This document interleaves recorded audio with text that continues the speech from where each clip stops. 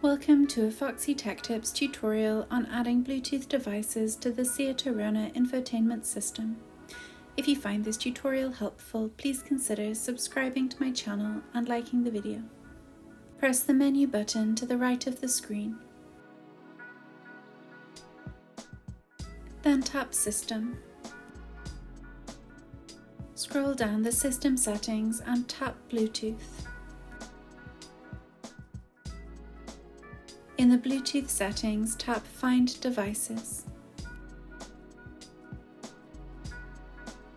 Make sure that Bluetooth is switched on the device that you would like to pair.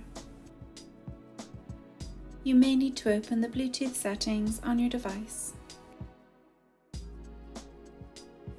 When your device name appears in the list, tap on it.